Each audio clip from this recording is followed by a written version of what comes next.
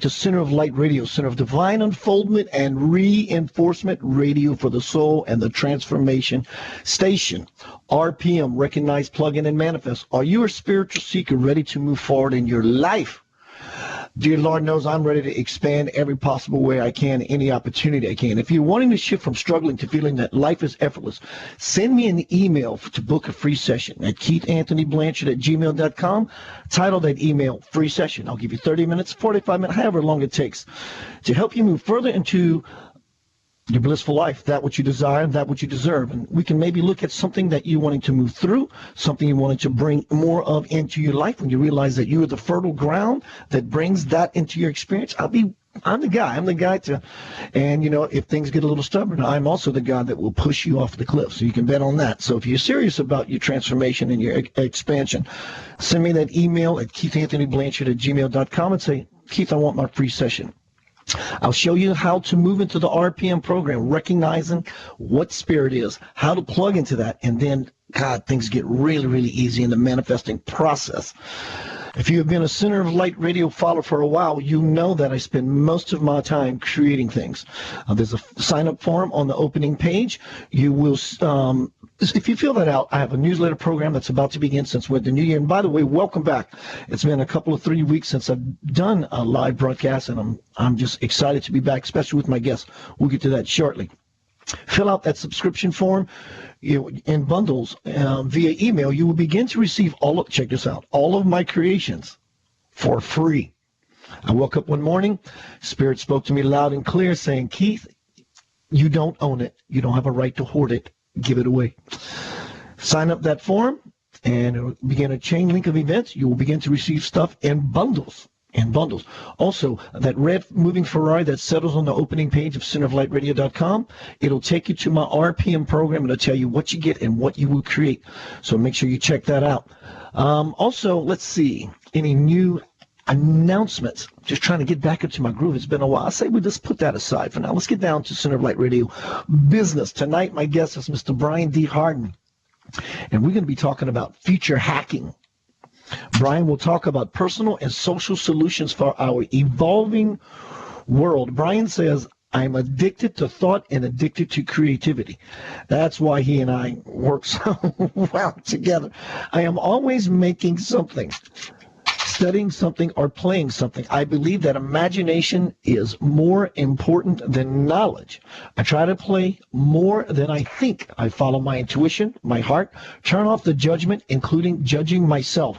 I've been blessed to be able to meditate and be in ceremony with many great elder leaders. And he has a list of many different tribes, and some of them I can't pronounce. Let's just say many upon many.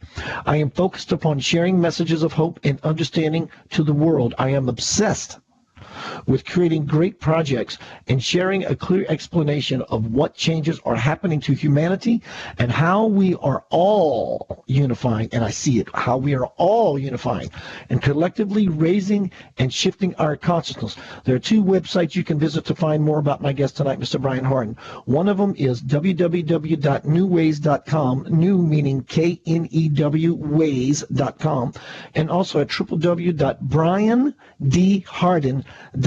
Welcome to Center of Light Radio yet again, my bro. Hi there. Hey, how was your gig last night? It was good, man. I love sit-in gigs, getting a phone call out of nowhere saying, hey, man, we need a sit-in bass player. Would you do it? And I said, what kind of stuff are we doing? And they say classics, and they'll say, do you need a rehearsal? I said, nah, let's just get in there and do it. And I like being in that position of not knowing exactly what's going to happen and being able to pull it off.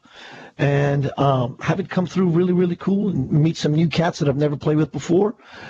Just makes things really fun. Does that get you in a good place for your talk that you do live every Sunday night right after that? Does that get you in a good place? Yeah, it opens me up. And, sometimes when I do my Burst of Light live listening audience, I do live feeds often. So find me on Keith Anthony Blanchard on Facebook to be a part of that. But the door's already open. Instead of me going through 10 or 15 minutes of the dialogue in the live feed, doing the musical gig for 4 hours, I come home, I'm busted wide open and ready just to shift and just get right at it. So the reason all that's important to me to bring up is you are living life creatively.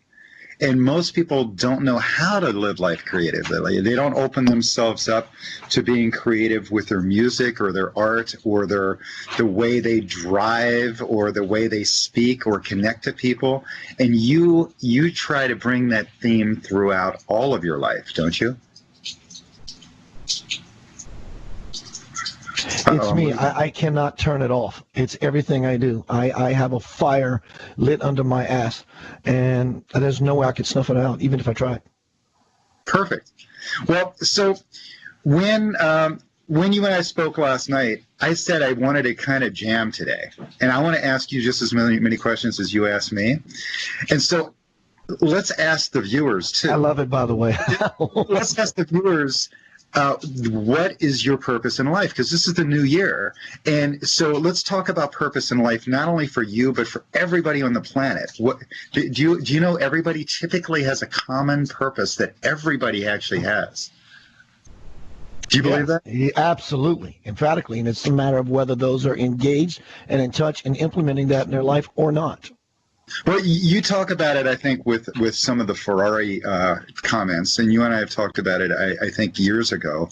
I don't know if it was live on the radio, but it was basically, if you ask someone, what's your purpose in life, and they say, oh, I want a big company, or I want to be the CEO, or I want to make an album that goes gold, or and you keep asking them, well, why do you want that? And what's the purpose behind that? And they keep asking them and asking them and asking them. Eventually, the last answer will be, because it makes me happy, right? Absolutely. And it sounds like to me doing that list, that 2-column list of getting clear. So you have a list that says, bullet point number 1, I want a peace. And the second one, bullet point, is I want a car. And the second one is I want a loving relationship. And so you go through the entire process, and then you begin to go backwards. You begin to scratch off those things that are really not important. And eventually you lead up right to the first bullet point, which is peace. Because under the umbrella of peace is inherent is everything that you've asked for through the rest of the list. But it took you to go through the entire list to get the realization, the integration effect, that really all you want is peace, because under the peace umbrella is all of it. Yes. You love it. You want. So everybody's seeking joy in their own way. They're seeking some level of joy. I also see some level of freedom and some level of appreciation. So their purpose and then seeking freedom and appreciation in harmony. Do you agree with any of that? Uh-oh, did I lose your audio? No, you didn't. I have a habit of muting because I cough. I've been sick. But no, I absolutely agree with that. Perfect. So purpose, finding your purpose and really watering it down. I mean, most people make their purpose is so big that they never even try to step forward into it. So I make first my purpose of that last question, which is joy. And if I make joy the first thing, and not only joy for myself, but bringing joy to others, at some point I get my frequency happier. And then my relationships are easier. And then with that, I get better support. I get better appreciation. So here it is, the beginning of the year. Everybody's making these New Year's resolutions. I say resolution number 1 is follow your bliss. Do you agree? Totally. Yeah. What else is there? And then spread that bliss. Share your laughter, because everything's contagious. So, we quite often do that hilarious thing, which is, here, I'm going to yawn. And I bet you're going to yawn too. But it's contagious. If I laugh, it's contagious. You'll laugh. If I'm full of anger and hate and fear, it's contagious. So what we really want, what our purpose in life is, eventually waters down to that joy. Why don't you just make the joy your thing? And then you attract things. They say it's actually not a spiritual thing, but it's also not only a spiritual thing, but it's also a law of physics that it attracts. You attract what you are. And so if you put your frequency, that's your Ferrari story. Do you want to tell the Ferrari story or a synopsis of it? There really is. I don't have a particular love to one day own a Ferrari. I think it's a beautiful creature. I use Ferrari because if you think about sitting in a seat or going to a lot that has such automobiles, and you liken a Ferrari, call you a Ferrari your spiritual passion. And you think about what this car is, and you sit your ass in that seat and you start it, and it begins to purr under you, and the power that it has, and its beauty, and it's a very finely tuned machine. And if you liken that to yourself, if you want to create something in your life, let's say it's a Ferrari. Go down to the dealership that has such automobiles in their lot and admire one, appreciate it, touch it, sit in the seat, ask if you can test drive it. And when you make that experience real for yourself, you are closer to bringing that automobile into your experience. So the Ferrari for me is basically just a metaphor of tapping into your own internal power. The trick for me is to feel the feeling. Yes. And it's not the Ferrari that you're after. It's the feeling you're after. The feeling that the Ferrari brings you. That's right. So when I meditate now, I actually meditate with the feeling. I seek the feeling. So my meditation starts with a smile. And what happens is it unclenches my heart. And it lets me start to breathe. And then I realize, what are you holding on to? These crazy patterns. They say that most people have, I don't know, something like 80,000 thoughts a day. And like 79,993 of them are the exact same ones as you had yesterday. And we just keep repeating these patterns. And that's called our programming. And so you have to break the program, break the mold, and move forward back to yum. Right? To the good feeling. It's all about the feeling, And so then when you have the feeling, when you have the yum, when you are, then you can spread the feeling.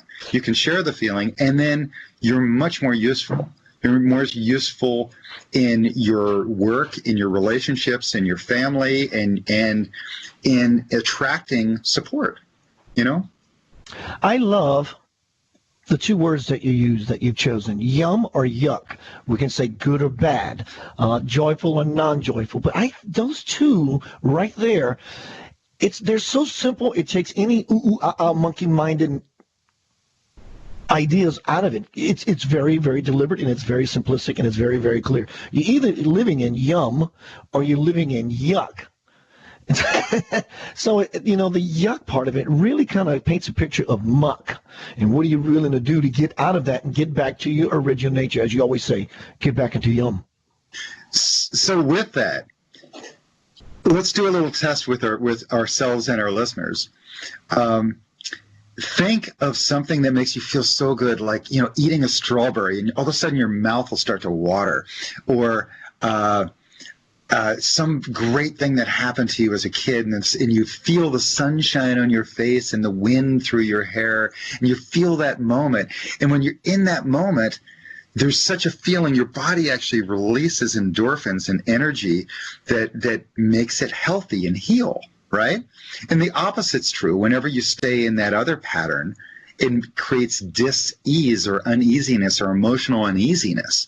So if you focus on the yum, if you focus on something great, and you're smiling and so on, you literally cannot think. If you genuinely get your energy right, you can't think of the negative thing. You can't think of the negative thought. And so it actually puts up your shields to the negative, dis-ease creating emotion. And then you're back into healing and unage and yum. It's easy, right? See, Brian, a lot of guests that I've interviewed, we all share something in common. We share this fire. We share this joy. It's something I want to acknowledge you. I mean, looking at your posture, looking at the look on your face, the things that we're talking about, the level that you emote your passion, you and I are very much alike. It's like having done so much internal work and shifting to different realizations. It's like nothing bad can happen anymore. And if something, quote, bad could happen, something of the yuck factor, It's just we've grown to a level that is, we're no longer in that because the perception is shifted as such. We no longer see things as bad or yuck or this or that. We've relaxed and we have let go enough to take it all in, to see it as a beautiful, beautiful part of the human dynamic and dance. Is that how it feels for you? Oh, yeah. With the Dakota Indians, they with the Dakota Indians, they have a thing called Wopi Da or Wopi La, and it's about giving gratitude, being thankful for what you really have. And so when you're in that gratitude of giving grace and thank you, you can't be full of the negative. And so for me, life is the choice of staying positive. I think it's actually even so much with our creative thing, create or destroy. Whenever I'm not being creative, whenever I'm not sharing my joy and my passion, generally I get self-destructive. I love that you said that. Robert Tennyson Stevens, I interviewed him one night and he leveled me. He said that any thought that you think is not the highest contains components of self-destruction. Exactly. Woo. Yeah, because you start to fear. Fear is, low energy. And that'll take your body and spin it in anxiety, depression, so on. And some of these things, to get out of them, I mean, I've never really been depressed for more than a couple of weeks in my own life. So I'm not really, I was never an alcoholic, so I don't know how to help an alcoholic. I was never depressed, so I don't know how to help the depressed person as well as someone who's actually been there and dug themselves out. And so I'm open to learning techniques to help people that are down in the dumps. My techniques actually, once you get up, keep me up. I'm more of a butterfly. But at some point, I guess I did go through a cocoon. But I'm not good at digging myself out of the cocoon. Have you ever dug yourself out of a cocoon? It took me 2 years of a dark night of the soul, but one day I woke up and said, that's enough of this. That's enough. And I did tell myself that the week before and the week before and the week before, but there was one morning I woke up where things shifted. I said, that's it. And from that, I got out of the box. The box opened, and I wasn't satisfied with the box just being opened. I climbed out of it and realized that I never had to be in there in the first place. And I really think that's when everything began to shift for me and amalgamate to such a way that there's no way to unlearn what the choice that I made. There was just no way. Isn't it fantastic that sometimes the breakthrough only comes when you finally break down?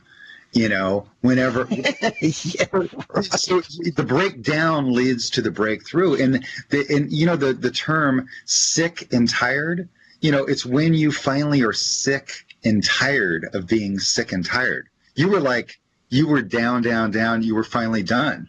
There was nowhere else to go. You had already gone to the end of the cul-de-sac, and you might as well turn around and go back towards the sunshine again, right?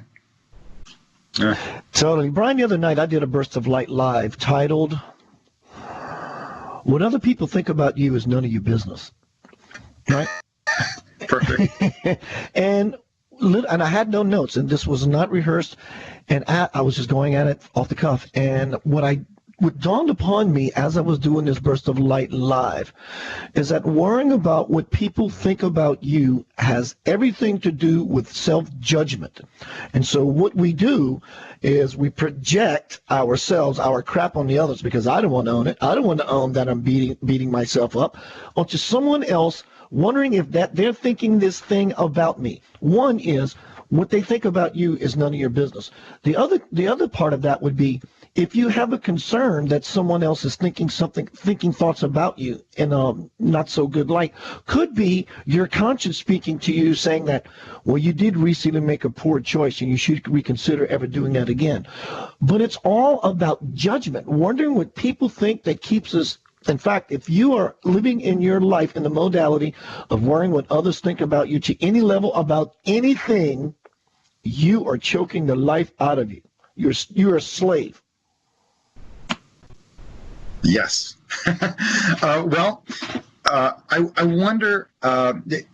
I wonder about the programming. You know, we talked about programming again. Our thoughts, the same thoughts every day, you know, are similar, and we keep. That's the pattern. That's what we're feeding ourselves. That program. So when you start allowing for the other judgment of yourself, either your self judgment or the judgment from outside yourself to matter, then you're allowing some external program to program you. So obviously, it's your choice, yum or yuck. If the program's working for you, great. If it's not working for you, change something. Get sick and tired of it. Get more sick, more tired, and then finally you'll go, oh, I need some more yum in my life. I need some more change. So I can't. Einstein said, insanity is repeating the same thing over and over again, expecting a different result. So obviously we program ourselves with, I'm not good enough, I'm not fast enough, I'm not thin enough or young enough or tall enough or whatever it is, and then you're not enough. And then, you know, you speak about this all the time, God, I am. Whatever you put behind the word I am, that's what you are. And so I am happy. I am alive. I am joyful. I am thin. I am enough. I am enough. I am enough. You know, and at some point, so, you know, this New Year's, you know, the New Year's resolution should be to start feeding yourself the right programming, to say, I am enough. I am beautiful. I am talented. I'm gorgeous.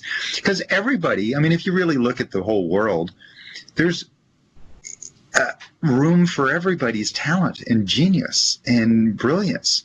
And I mean, some people, their genius is to take care of animals or take care of children, and that's their genius. And a CEO couldn't even get close to that, you know? And they're the ones that should be paid $1 billion a year, you know? So, you know, anyway, but maybe they get the $1 billion in appreciation, hopefully, and that's in the joy of doing it, you know. But so all of us have our own genius and also our own idiots. I mean, no, you know, we're all dysfunctional in our own ways, right? Beautiful ways. Yeah. Brian, would you say that 2018 is we should have done this long ago, but you know, last night in my live feed, thank you for showing up to that. I had mentioned something that people say, well, a new year's not really that big deal because 5 minutes before 2018 actually happened and then 5 minutes after it's really not a big deal. Well, I care to differ, because if you have a mass consciousness of people who are believing the idea that something has ended and something new has begun, then obviously we're supplicating to the universe that we're wanting something new. And in that response, that reflection that we get back, 2018, we're getting closer to 2020. We're getting more and more into the future hacking, the title of this broadcast. So now that things are being disclosed, cosmic disclosure as far as, you know, extraterrestrials, but even so, we look in the political arena, all that's happening there. Look into the terrorism arena, all that's happening there. A long time ago, recently, a few years ago, Ebola was a big deal. Now it's obsolete. ISIS was a big deal. Now it's obsolete. This was a big deal. Now it's obsolete. So now we're moving into this place that we call 2018. Do you support or echo the idea that it's really time that we start getting our spiritual or our emotional stuff together and balanced and right ourselves? Because if not, the monster that can be created from that can be so big that your life will turn over, and there may not be a way to balance that, and you can literally possibly check yourself off this planet. Oh, yeah. But here, check this out, our recent history. Humanity was chopping wood and carrying water for, you know, I don't know, thousands and thousands of years, right? And then finally, we had this industrial revolution. And now remember, we've got things, the body, the mind, the spirit. We have three pieces of our whole that makes us holy or complete. So the physical thing was the Industrial Revolution. We suddenly started to get trains and steam engine trains, and then we've eventually got telephone and television and electricity. We discovered electricity. That was only about 120 or 130 years ago. That wasn't that long ago in the course of humanity. So we had this industrial revolution, and that was the physical stuff, body. And now we've had a mental revolution of the information age, of all the, well, television and radio and so on came earlier, but what we really have is the internet. I remember being a child in high school, and I was dreaming about this little black box that you could ask it a question, and it would just tell you the answer. And now everybody's got one, and we're all addicted to it in our own weird way, but that's the information age. You can find out any bit of information you need instantly now. And so we've had the physical revolution, body. We've had the mental revolution, mind. Now what's left to make us whole is our spiritual revolution. And the spiritual revolution is hard to define. In Christianity, they talk about, the Father, the Son, and the Holy Spirit. Well, the Father's like the mind, the Son's Jesus or the body, and then the Holy Spirit's this other thing. And if you go to church much, most churches don't speak about the Holy Spirit very much because it's hard to define. And we know what the body is. It's right here in the moment. It's right here, and it's ow, or I'm warm, or I'm cold, or whatever. It's in the moment. The mind is everywhere but the moment. It's always in judgment. It's thinking in the future and in the past. The reason we have two eyes is so we can see distance. The reason we have two ears is so we can hear location, wherever it is. And so all that adds up to your brain is always in judgment, and always it's the trickster. So the body's in the moment, the mind's in the trickster that's anywhere but the moment. But the spirit, what is that?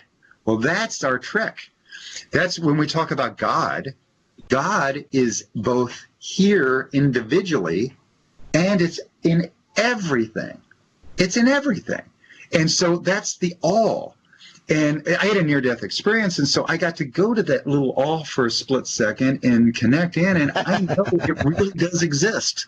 And it changed my whole outlook on life. Some people do DMT or mushrooms or ayahuasca to get to, and then it scrambles their brain, and they go, oh, there is a God.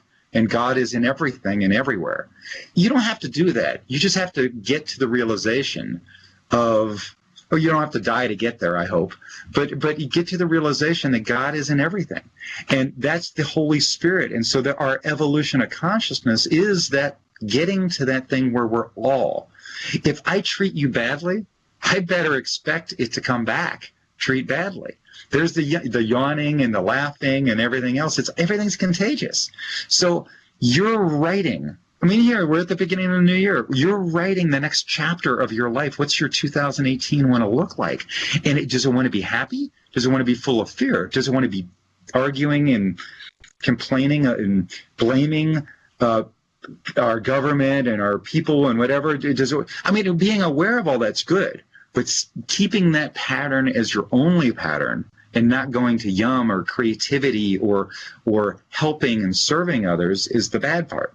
So, our trick is how to flow and be aware. And, there we're in our spiritual world again. How do you do that? My name is Keith Anthony Blanchard, host of Center of Light Radio, 6 p.m. Monday nights. That's Eastern time, every Monday night. Tonight I'm speaking with Brian D. Hardin. Brian is a pretty powerful individual. No, he's a powerful individual. Very, very big in the music field. He's produced many of the albums throughout the years that we've heard all these phenomenal artists. You can find more about my guest today at www.newways, that's KNEW, ways.com, as well as briandhardin.com. Brian, something you said a minute ago, I heard you called it we were in the age of information, and now we're in the age of spirituality, and also heard it called the age of disclosure. The Bible calls it revelation. Things are being revealed, so the truth is stepping forward. Armageddon. We're beginning to see it. Isn't the root of the word Armageddon to reveal? Right. Is it really? Sure. And I also heard you say something about the Holy Trinity. I heard recently the Holy Trinity could be possibly better seen as, instead of Father, Son, and Holy Spirit, but Father, Mother, and Child. Mm.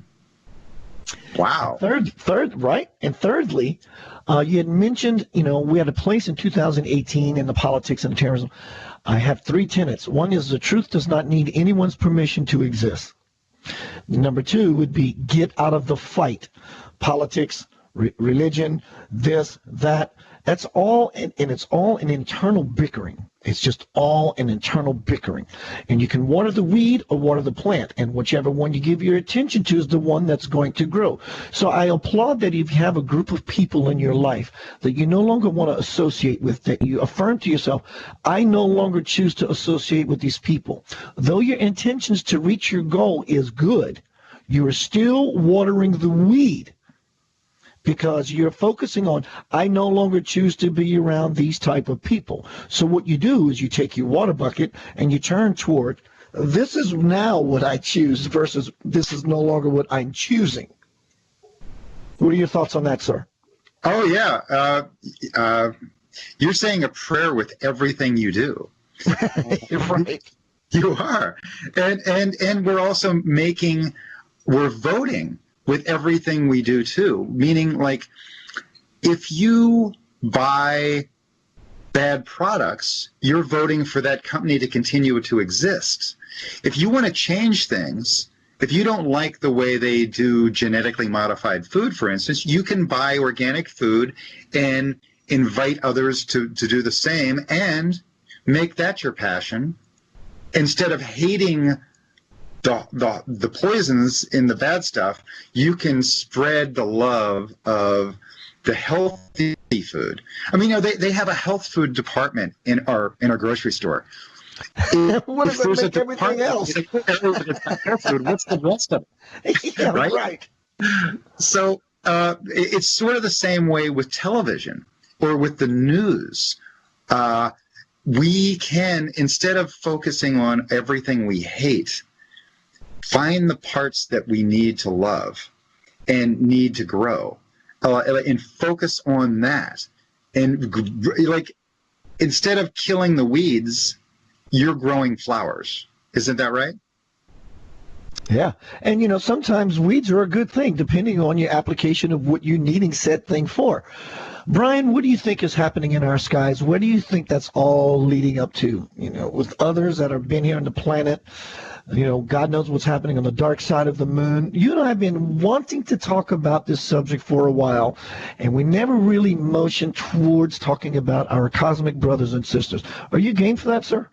Oh, well, I'm game for anything. Right. So let's hope everybody can stay with us.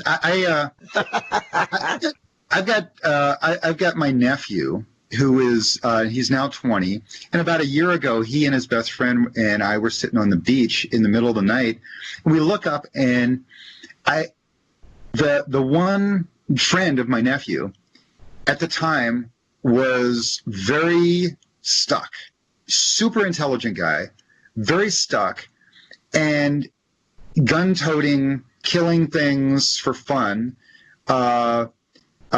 super educated, but angry. You could see he was an angry kid, and he didn't believe in anything. He said he was an atheist. And I point up at the stars and explain that the nearest star to us is 8 light years away, meaning the light coming to your eyes is 8 years old. And so we can't even comprehend 8 light years of travel. The speed of light is so beyond what a car can do that it's almost unimaginable. And that's the nearest star. And our little star has got 8 or 9 planets wrapped around it. And you multiply that by every star, 8 or 9. There's the latest estimate that I've heard of was 70 sextillion. That's 23 zeros behind 70. 70 sextillion stars.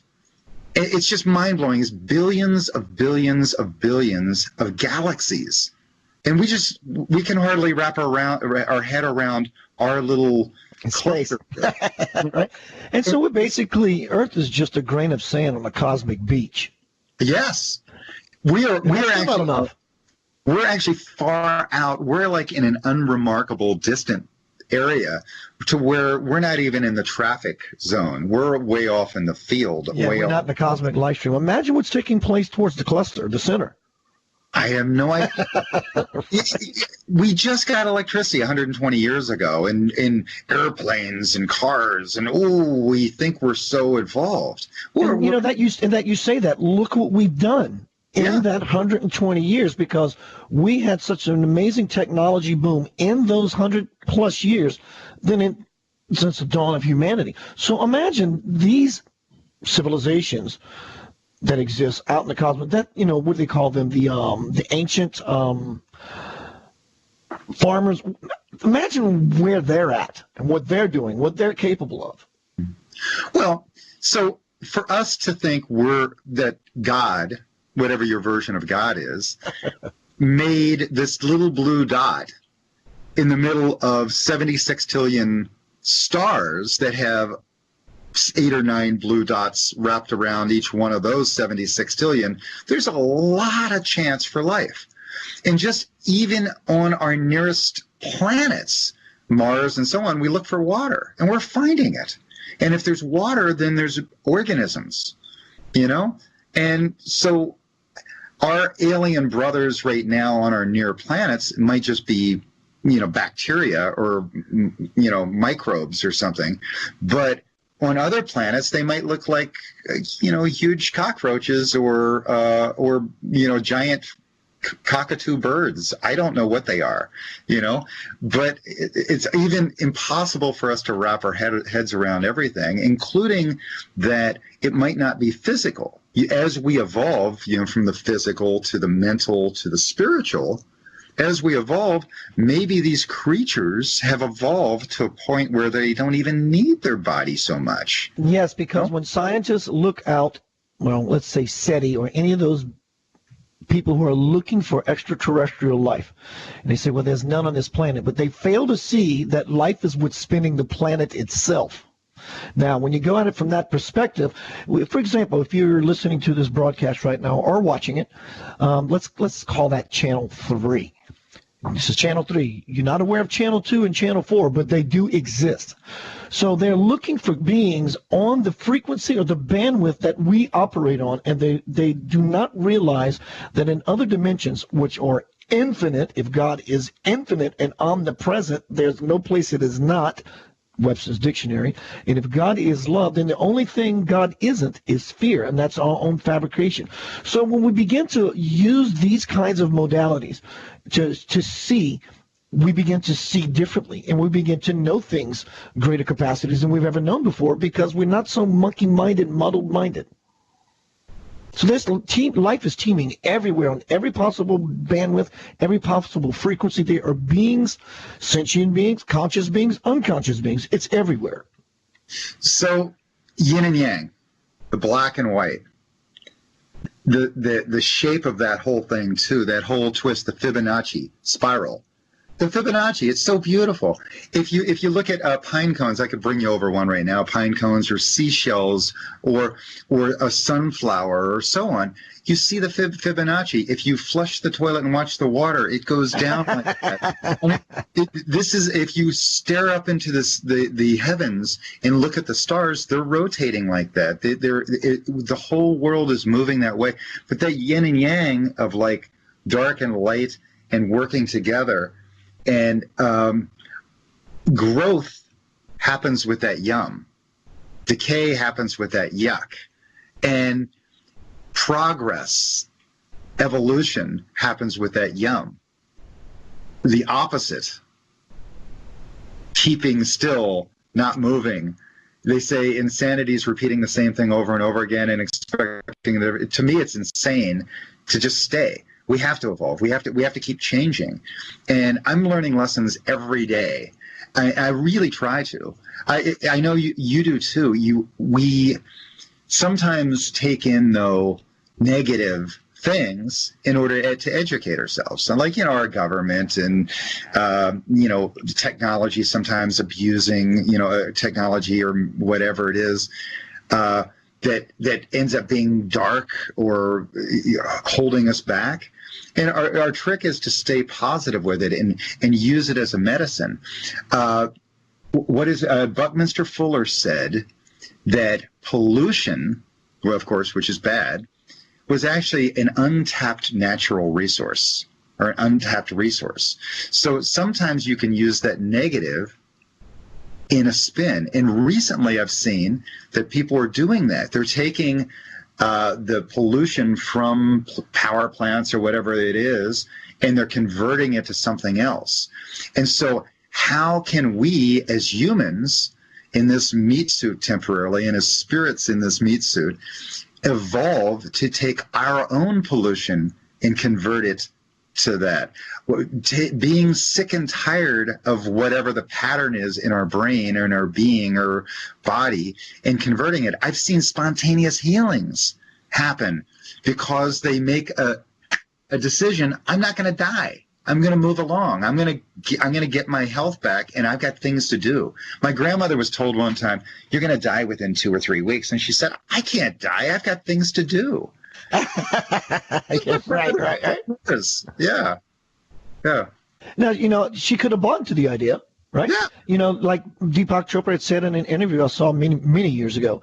He says, we were doing I would say maybe an experiment. He says we were testing something out. We had a whole bunch of people in the office who recently had biopsies. And he said, I pull out a card, John Doe, positive. I mean, you're negative. He said you could see the life come right back into his face. Then you pull another card out, and to tell the new person that you have cancer, he said in that moment, you could begin to see them die right before your face. Yes. Right. Now, have you ever seen this test has been done where scientists have taken that same thing, placebo and nocebo, which is they've given that same test with the idea that they tell someone something bad and then later tell them that it was a lie, and that the person can't convert from the negative back to the positive very easily. So the other way, where you can go from positive to negative easily, but you can't easily, and that's what do they call that? It's not discernment. Cognitive dissonance. Cognitive dissonance. Yes. Yes. And that's pretty powerful if you think about it. And you can even have someone, you can present a new idea, a truth to someone who is set in their ways, and they will even agree with you consciously. I get it. I understand it. But yet something inside of the monkey mind does not like the idea that their system is being bucked, and they will still reject it because they have to go through a set amount of work to be able to come clear and align themselves with the new truth. Mm-hmm. And that can be difficult for some. Well, I think it's difficult for everybody, and it's a pattern and a practice. So the pattern and the practice that we the habits that we make, that is us. And so whenever we choose to be negative, you become negative. And the way you think, the way you respond, you're always in fear, always ready to respond, always ready to fight, argue, blame, and complain. And it's an energy, a low energy. When you're optimistic, when you're optimistic, you can talk your way out of things that would have been catastrophes. I heard of a guy. Yeah. I heard a guy. He was in Miami Airport, and around Miami Airport back in the 80s, they had a horrible area in the middle of the night when you left. You had to go drive through this horrible area. That I think since they've fixed that. But anyway, he's in a convertible, and he pulls up to a little stop sign, and he's the only person in the middle of nowhere. And he pulls up to a stop light or a stop sign in the middle of nowhere, and a guy pops out of the darkness, and he's in a convertible, puts a gun to his head and says, give me all your money and give me your car. And the guy, being positive and open-minded and ready for the optimistic, it's all going to work out perfect, he looks at the guy and says, oh, that's a Colt 45. That's a beautiful gun. Right. Nice gun. And the guy goes, yeah. And he says, well, is it the pearl handle or is it the black handle? Oh, it's the pearl handle. Oh, yeah, that's a beautiful. Yeah, and the left to the right. Oh, yeah, that's a 1963 or whatever he had. So just like you would talk to someone about a guitar, right? And so all of a sudden the guy was thrown off. The guy in the car says to the guy with the gun, so is the gas station up here on the left or on the right? He says, oh, it's up there on the left. He goes, okay, bye. And he just drives away. And because he had no fear, it's like the animal didn't attack. Basically, if you're afraid of the dog will attack. If you're afraid of the bear, it'll attack. If you go optimistically open with it and stand your ground and do the right thing, the animals will feel that, and that includes us as an animal, or even potentially the spirit energy, will follow us too and respond. So it's basically staying conscious, and I love the story because the guy stayed conscious. In fact, when he started talking to the gentleman about the gun, I'm assuming how it could have played out as the guy, the assailant, or would have been, now saw this guy as a friend. And why would you want to rob and or kill your friend, right? Yeah. So it changes. Love it. Carolyn Mace, some years ago, the spiritual teacher Carolyn Mace, her and a friend were driving through Chicago, and there was a riot that was taking place on one of the streets. And when she come to the realization of what was happening, her passenger friend began to lose it. She says, no, don't go there. Just imagine we're riding in a parade. And the people before her and the car before her, they were being drug out of the car and being hit with crowbars. And same idea was happening to the people in the back. But their car became invisible. They just pretended they were riding in a parade.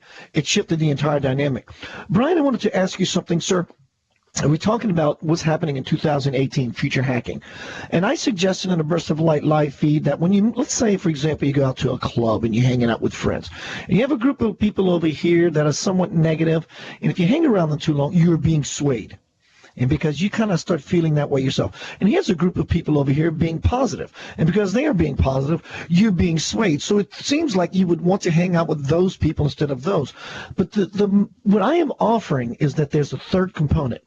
Because we're living in a world duality, the good and the bad, the positive and the negative, the good people, the bad people, that when we get out of both of those potentials of being swayed by either side, and we let the Christ or the phoenix rise or the lotus flower blossom to where we're not swayed whatsoever by the bad or the good, that we become planted like a lightning rod. So now what happens is I become the tone setter. I can set the tone that changes the entire dynamic of the room. Not only does it help the negative people in the room, it actually lifts the people of the positive pole even to a higher vibration, because I have the spirituality and the groundedness about me to set the tone. What are your thoughts about that? Well, yes, yum or yuck was a choice. If we can go back to that just for a second, yum or yuck was a choice. But sometimes when you ask your spirit, I want to evolve, I'm ready to go to another level, I'm ready to break out of the cocoon and go from being a caterpillar to a butterfly, it's sometimes messy. This spirituality, it's not like all of a sudden you see unicorns and rainbows everywhere. No, this is messy. You are doing battle. You're having to learn how to do martial arts in your spiritual realm and your mental realm and your physical realm all together. And sometimes when you ask for that spiritual growth, what happens is you get ill. The pattern gets revealed. You get mentally challenged, you get socially challenged, and so be aware that this spirituality is a breakdown. It's dissolving the old patterns, and so with that, I would say expect a wrestling match with your soul, right? And expect growth from that.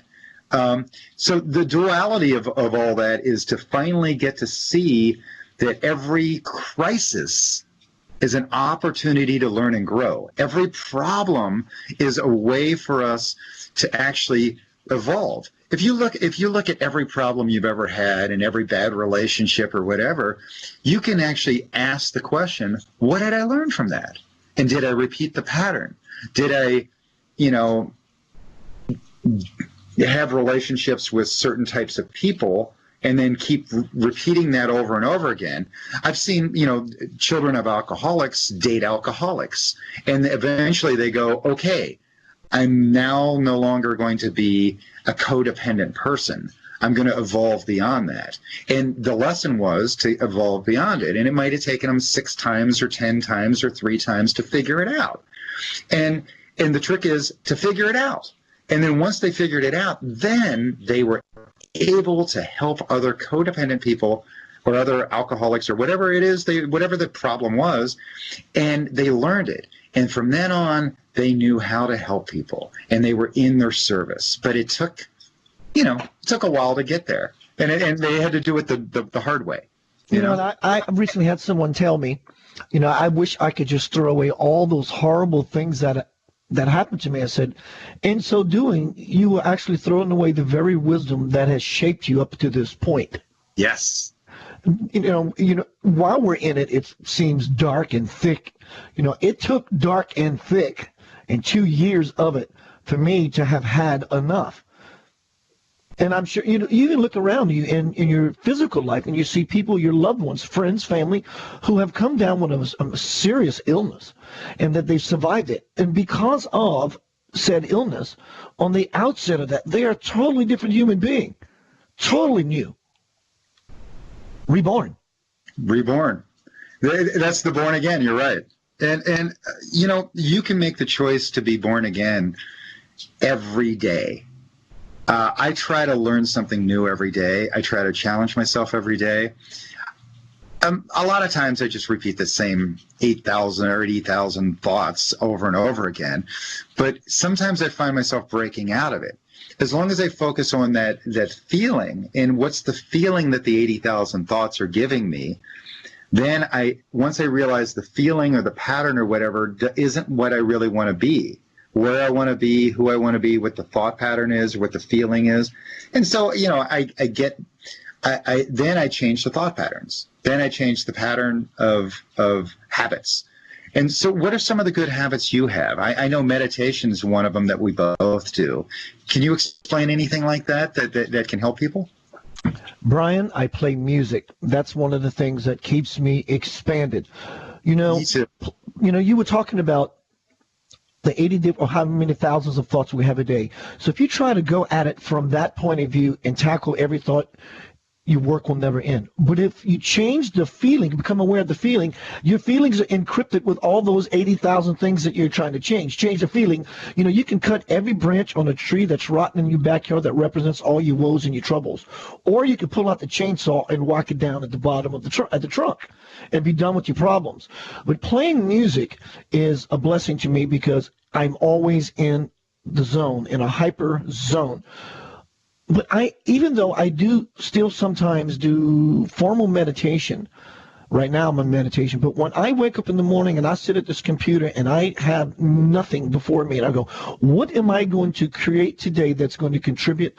The Spirit automatically opens me up and I become imbued with divine power and I feel it and I begin to expand. When I do these bursts of light live videos, I even tell the listening audience to the viewing audience, watch in about 10 minutes, you're going to see my whole disposition change. Because something else, and I don't mean that to imply that I'm separate from Spirit, but something else that I don't know as often as I would like begins to sit itself in my body, and I begin to play and live and experience that energy. And the more I do it, the more the intervals become shorter. In fact, the intervals begin to not happen at all. I'm always now in it. Well, yeah, body, mind, spirit. So your body is connected to the mind to start with. And once you turn the mind off and get it out of the way, I mean, it's good to know what key you're playing in and so on. The spirit starts coming through, and your fingers literally move on their own. Your heart opens up, and your brain stops thinking about anything or worried about anything or judging anything, and you just start moving with nature. And same thing happens with all those great sporting guys, like Michael Jordan or Kobe Bryant or any one of those guys that they know.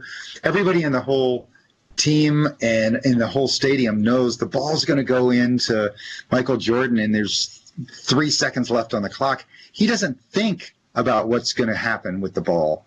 He just goes to a place where the spirit can connect in to his body, and he literally tells himself, I can do it. I have no idea how I'm going to do it. I don't care about the idea. I just know I'm going to do it. Let's go do it. I have confidence in doing it. There's the yum again. And it's that prayer of I can do it, and it's going to happen. It makes it happen. Yeah. Brian, when you and I have these discussions, the hour flies by like, wow. All my listening audience, just to let you know, I've been speaking to my producers. We're about to take Center of Light Radio to a 2-hour show. Hang tight for that. Brian, we have 1 minute. Please give us a final thought. Laugh more, worry less, love all, and do it with gratitude for everything. And that's including all the good stuff, all the bad stuff. Be grateful, because the bad stuff teaches you lessons. The good stuff, yay, I got some more good stuff, some more yum. So laugh more, worry less, love all, and do it with gratitude for everything. How about that one? Is that pretty good? Yeah, everyone in the chat room is just metaphorically standing up and giving you a standing ovation, bro. That's awesome. Right. Thanks. Brian, thank you. I will be in touch with you soon, sir. You are important to me. I love you, bro. I love you too. Thank you for having me on. And let's make some music together soon. Oh, I'd love you to produce an album. In fact, my spiritual band, Lavender Soul, is members of the Memphis Symphony Orchestra. We're about to start writing a new album. I'll take you up on that offer. Everyone, y'all heard Mr. Brian shout that out here on the show now, right? Yes. Everyone,